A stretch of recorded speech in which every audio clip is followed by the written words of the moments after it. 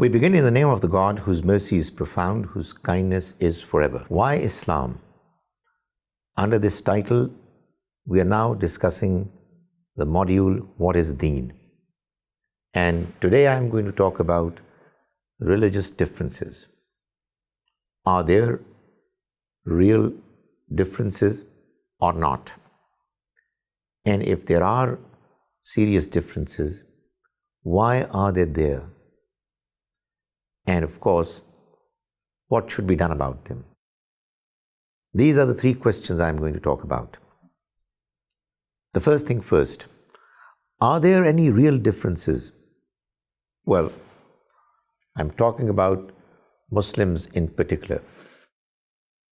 The fact of the matter is that it's not an exaggerated statement that there are differences amongst Muslims in almost all matters of religious concern, in important matters and less significant matters. To give you an example, there are three important beliefs that Muslims accept, acknowledge: belief in God, belief in life hereafter, and belief in prophets. But when we go into the details of these three beliefs, we find that amongst Muslims, there are lots of differences.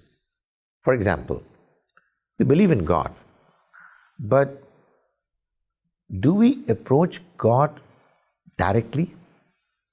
And there is no intervening authority that we have to employ and approach God? There are differences. Life hereafter is something that all believers, Muslims, acknowledge is going to happen. But what exactly is going to happen there?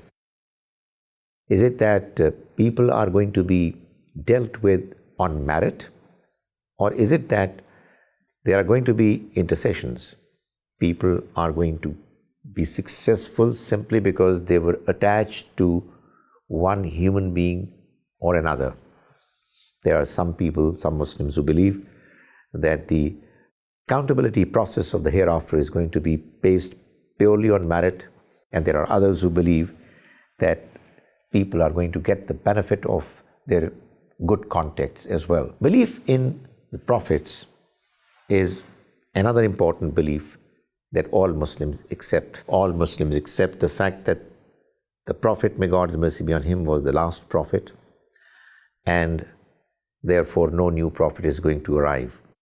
However, does it mean that God is not going to talk to humans directly anymore? Some people say that belief in the last prophet as the final prophet of God means that no divine revelation, no contact of God, whatever name is given to it, is now going to be possible for until the day of judgment. There are others who believe that God does talk to humans even now through dreams, through other means, and delivers his message to some chosen pious people. When we look at our religion and see as to what are the biggest sins that have been mentioned in the Quran, we come up with three. Ascribing partners with God, shirk, is one. Taking life of another person is another. And extramarital sex, zina, is another one. Even though they are acknowledged as the three most significant sins, which if the individual who commits them, if he doesn't seek the Almighty's forgiveness through repentance, he is going to be consigned to the hell forever. However, what do these three sins actually mean? There is a difference of opinion. As I said, for instance, in the case of approaching God, there are some people who say that if we believe that there is only one God, then we should approach him directly and nobody else. And there are others who believe that God can be, in some cases, ought to be approached indirectly through saints, through prophets. So in the sin that is by far the most significant one in the hierarchy of sins, there is a difference of opinion. There is an understanding that if Muslims are fighting against non-Muslims, and in some cases against fellow Muslims, if an individual or a group of people have been able to come up with a decent narrative that they are doing it as a jihad against them, they can be killed. There are others who would say that taking the life of one human is as huge a crime as if you are killing the entire mankind. So there is a big difference. And then in the case of extramarital sex, there are people who say that if a man gets into a formal marriage with a lady who has been divorced by her ex-husband, and she has to be given the opportunity of getting back to him, there has to be a way adopted in the way of halala, whereby another person is going to get married to her with the condition that after having spent some time with her, he is going to divorce her so that she becomes available for her first husband. Some people say that it's a very legitimate way. Others would say that it's nothing but zina, extramarital sex. The marriage that has been gone through is actually fake marriage. It's not a genuine marriage. So there are differences. We cannot shy away from the fact that religious differences are many, big and small. Why has God allowed these differences? I mean, I was just talking about differences amongst Muslims. The fact of the matter is that there are so many different religions, and they all have their own different respective belief systems, rituals, and other teachings that they follow. The Quran tells us in a number of passages, I'm talking about Surah Hud, Surah number 11, verse 118, the Almighty says, وَلَوْ شَاءَ رَبُّكَ, had it been your God's will, لَجَعَلَ النَّاسَ أُمَّةً وَاحِدًا, He would have arranged the entire humanity to belong to one religion.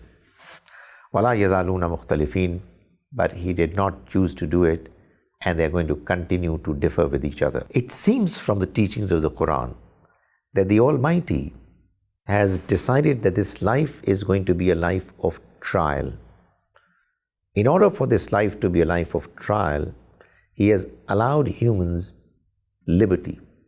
They can free to choose whatever they want to do. The Quran tells us that the test of this life is twofold.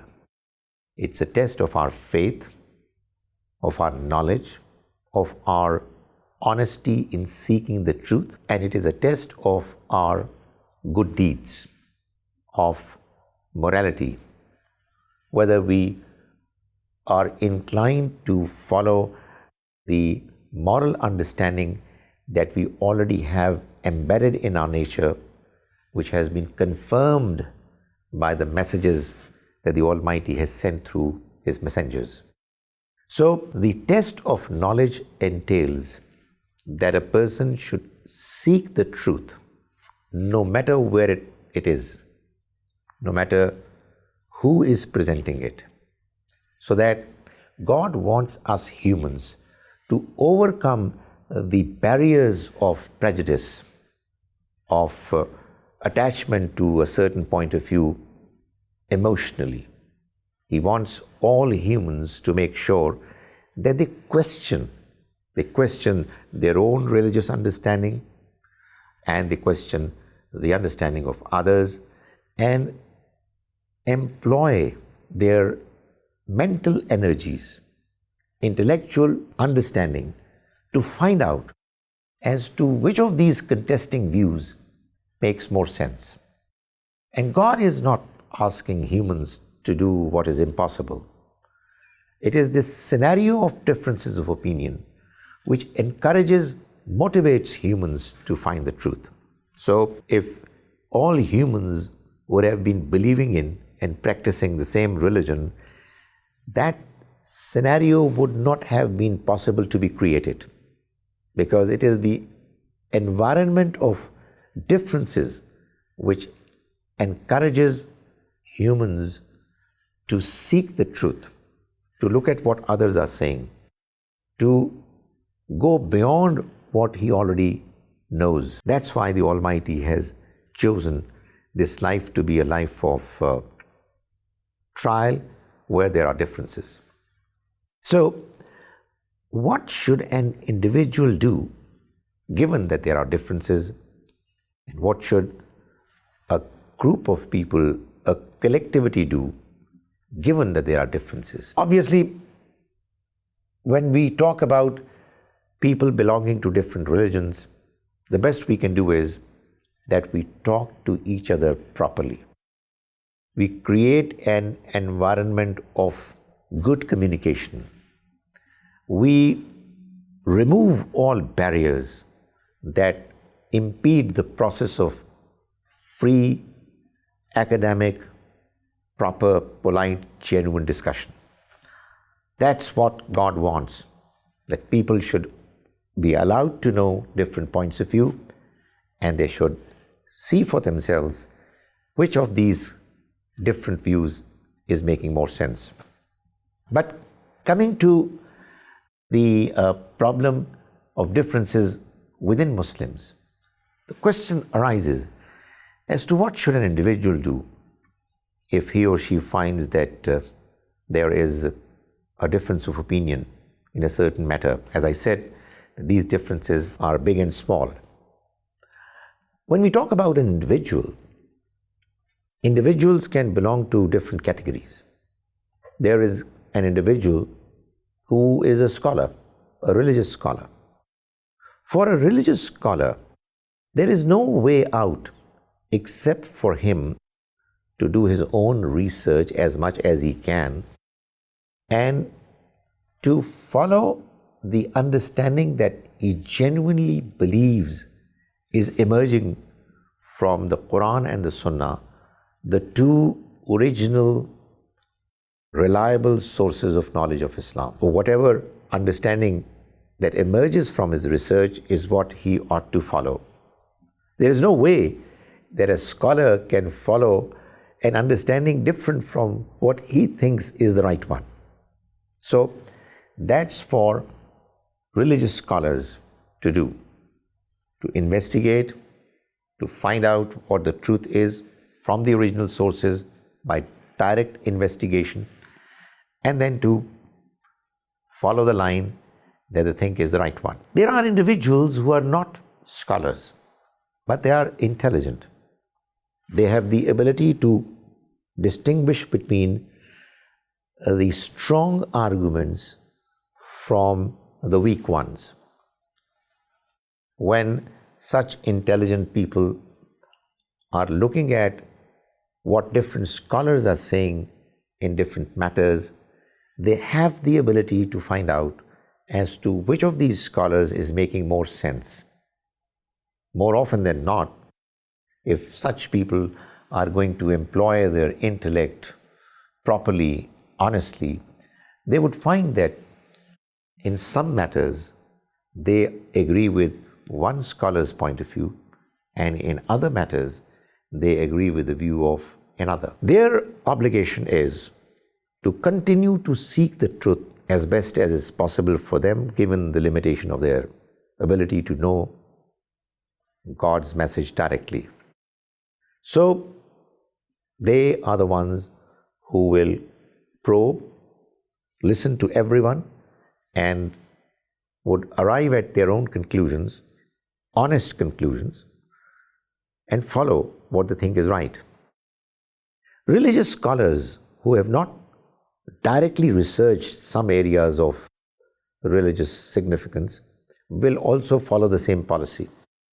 They will look at the views of different scholars and would come to the conclusion that in certain matters there are certain scholars who are making more sense, and in others there are others whose arguments are more convincing. There is no possibility that scholars or intelligent Muslims would decide or choose to just blindly follow any one particular scholar or any one particular school of thought, because that would completely negate the Almighty's scheme of differences of opinion. He has designed these differences to be there so that he is able to find out as to who are the people who are genuinely seeking the truth. There could be still others who are neither scholars nor are they intelligent. When they look at the differences of opinion, when they try to listen to the different scholars who are debating with each other, they tend to get confused and they find themselves at a loss to come to any proper conclusions.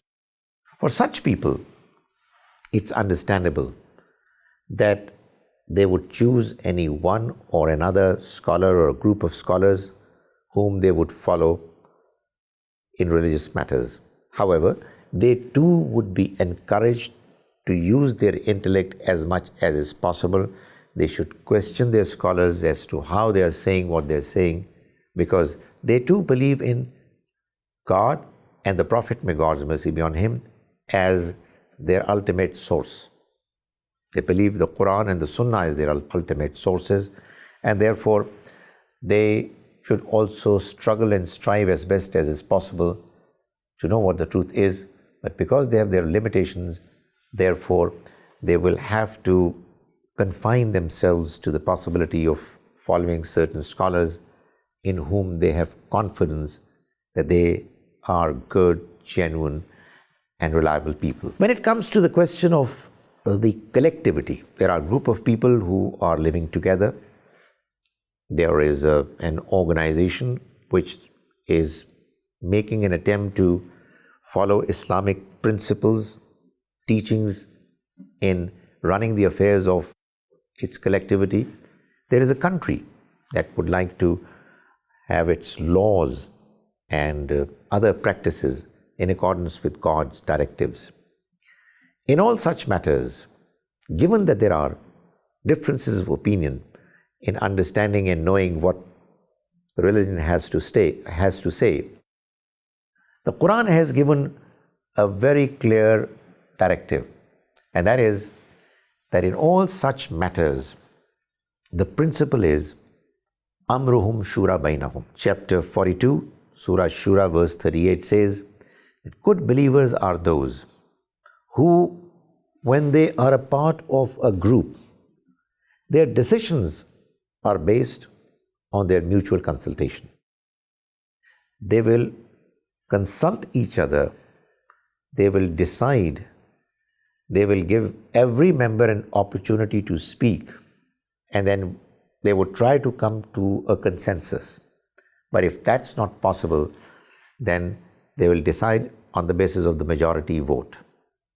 That's what Muslims have been asked by God to do in matters of collectivity when there are differences of opinion. Democracy, although has taken its root in the Western society and was initiated in Europe, yet it seems to be in line with the Quranic directive of Amruhum Shura Bainahum. Muslims should also have devised their own way of doing their decision-making process democratically, wherein they should consult each other, they should debate about the differences and try to come to consensus, failing which the majority vote is going to decide as to what the decision of the collectivity is.